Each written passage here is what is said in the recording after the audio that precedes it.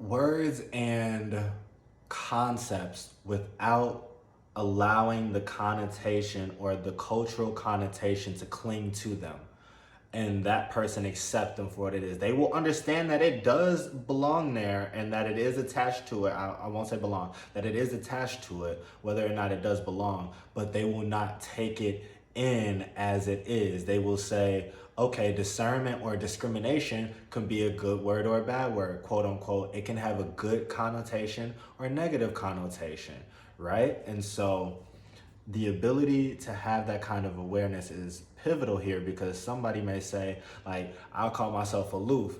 I'm not saying I'm not saying anything about me or the people that I love or anybody that I've mentioned their control drama. I'm just saying what is and what belongs to. So it is someone to take it personal who will go, you said I'm the aloof, or you said I'm the poor me. We all have a control drama, and we actually all use multiple of these strategies. It's just one that dominates and colors our personality most when we enter scarcity mindset. I hope y'all getting that connection.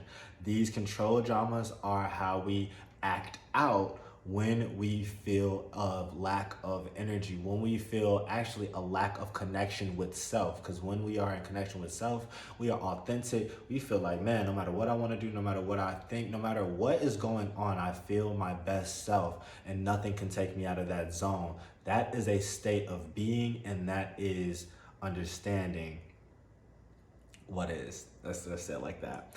And so my dad was the intimidator, my mom was the interrogator. Both of those are extroverted and a pushing, dominating type of force. So by 1+1, you will get one or the other, a poor me or an aloof. I could be a dominator, but again, this is just like, this is,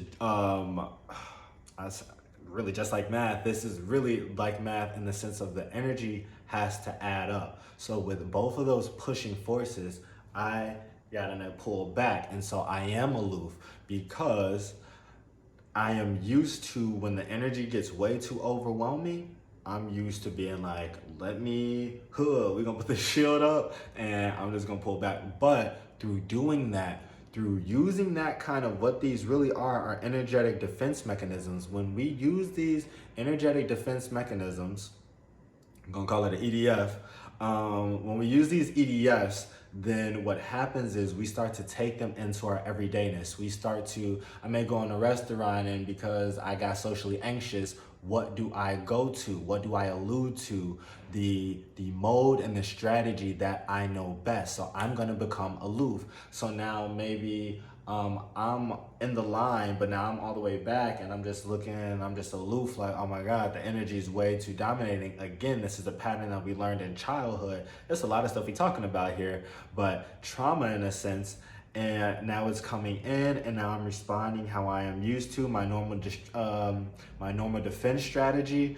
And now the waitress has to go, excuse me, I have to walk all the way up to me, excuse me, are you? And so we have to be aware of these, because the more we're aware of them, like, we're going to use, if you can be aware when you're using them, you can be aware when you feel lack. If you're aware of when you feel lack, then being aware is enough to not feel lack. Oh my God. Like, so with that, once you become aware, you start to become aware more. Mindfulness breeds mindfulness. And so the more that you're able to do this, you will feel yourself expand. You will feel yourself call yourself out more. You will feel yourself accept yourself in certain situations that will allow you to release in a way that you have not been able to do so before. So again, I keep harping on awareness, and we're always going to stick with them. We're always going to stick with integration. And that's actually what I'm trying to get across to you guys, that although these are seemingly intellectual concepts, they're not. This is an integration that you must put within yourself through utilizing self-awareness or awareness itself and becoming pure awareness, which you are, doing the life review of why you are what you are, figuring out who you are and how you are, and then tapping into that and utilizing that to create a new understanding of self and self at its fullest is the grand transfiguration and the true alchemy that we are here to talk about, and that we are here more than talk about, perform, and that we're performing in the moment as we do this and we continue doing the work. So, so coming from them, you can understand how I've become aloof. But what's better in this is I said we're going to come from control dramas and go into disciplines and work path. We can see how these things relate or parallel. And if we draw the chart, then we start seeing how, again, these things add up. And so through them, I had to start understanding, and I started to learn things about myself that started to make sense. I've always been spiritual since a kid, loved Egyptian artifacts, ancient civilizations. I believed in psychic type of things. I loved intuitives. I loved like palm readers, that kind of thing.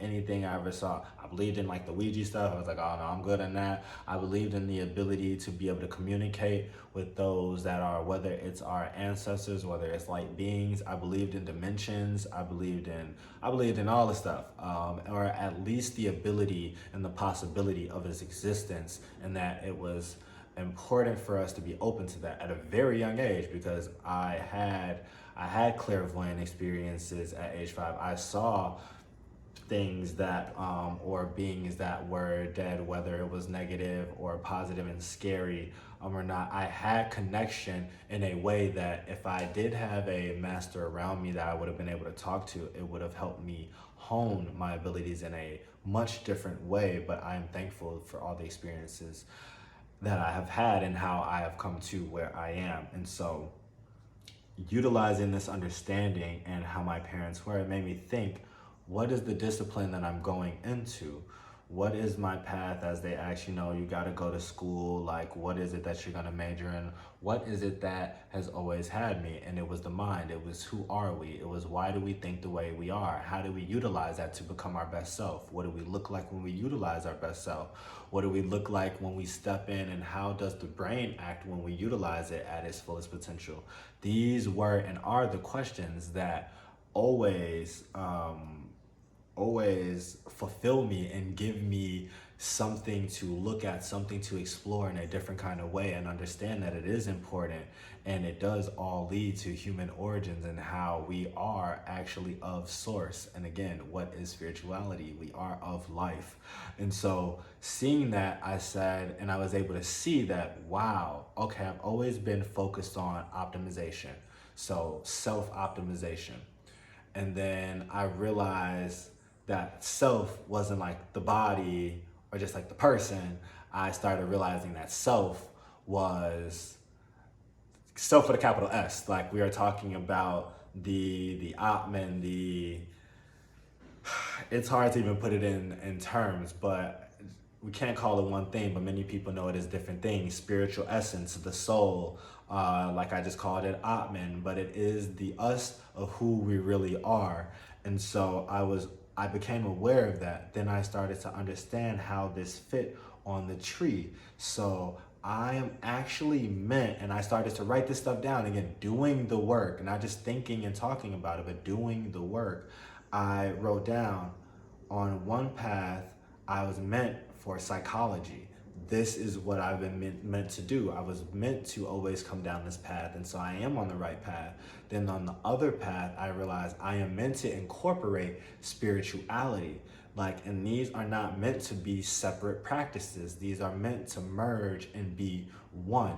And so that's why we have my focus on esoteric psychology. That's why I focus, and I'll call myself a spiritual psychologist, because I am understanding that I have a perspective of a psychologist, but as well as a spiritualist, while I practice and I put out into the world my spiritual essence and my spiritual path as a shaman, but understanding that I have learned through my viewpoint of being a psychologist. And that is how I started to approach self-actualization. But that was when I was approaching as a person. Then I switched my mind and started using Carl Jung and some of these other people, as well as spiritual teachers and ascended masters, to understand that I am meant to truly come to this understanding with a unified viewpoint. And that is so important because I was able to start seeing that on the left was psychology, and on the left I have my dad. Okay, he was the discipline. The discipline was so important because, again, I used to, these words have connotations that we all inherently we understand and we accept inherently. It takes a person with awareness to be able to put the connotation here and pull the word back and say discipline. This is actually discipline. It doesn't come like this or like this, although we have been mentally constructed to believe so. So now let me examine this and leave this up here right now. And once I'm done with this, I can attach it if I want to, but I need to understand this as it is. And so understanding discipline without the negative connotation that I once used to have, because I'm like, dang, my dad made, what my ass, like, da da da da, like being afraid of discipline in a physical sense, but understanding discipline in all of its and all of what it is in its totality, then I was able to understand discipline is what we need to actually be able to carry out and focus enough to carry out the steps that we are meant to carry out, so that we can actually have success. We can actually see the fruits of our labor because we were disciplined enough to keep and mold all the parts and actually let it be what it was meant to be. On the right-hand side, just like, again, we're still on this tree, was spirituality, was my mom, was creativity and freedom, and the freedom to explore the creativity to be everything that I needed to be, and so that I could actually see psychology for what it fully was and use psychology to understand and fully see spirituality as it really was, how it colored my mind, and how I could actually pull that film off with self-awareness and now have a different understanding of both of these subjects separately, but then also together, and what they really meant and how they really had the impact and how they really colored my life and how they really have given me the ability to explain and define an essence that has no definition or is beyond definition. And so it's beautiful because both of these things gave me the perspective that I actually needed. One of them was not enough. I know that because I know my soul now and I know the expansiveness of my vision. And so to be able to understand that now is beautiful, and it's the same way.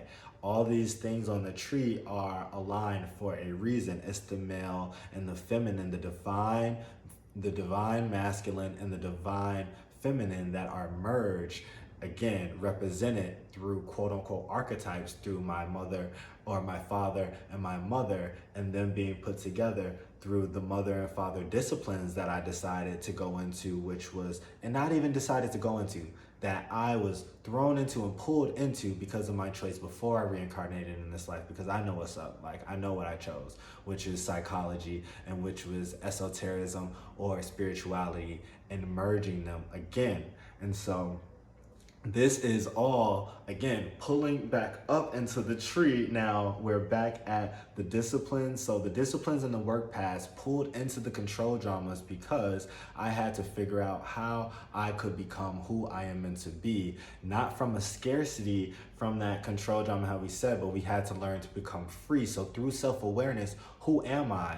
Who do I come from? What do I come from? What do I value? What do I see as the most important? And that is self-awareness, self-love, becoming. And so from that, I had to develop the understanding and the awareness to attract the disciplines that were meant for me, and as they called me, I was able to be open enough to receive them. That pulls back up into the life path, because the life path is maktub, is written already. Again, The Alchemist is an important book. The path is written and already laid out for you. It's your choices that will determine how fast you accelerate or decelerate down this path, how far you want to veer off before you get back on the path. So it's really, when we want to come, or people want to come into the question of is there destiny or is there just free will? These things are not opposite. These things are intertwined in a way that, again, it is important to start understanding. We must intertwine them all.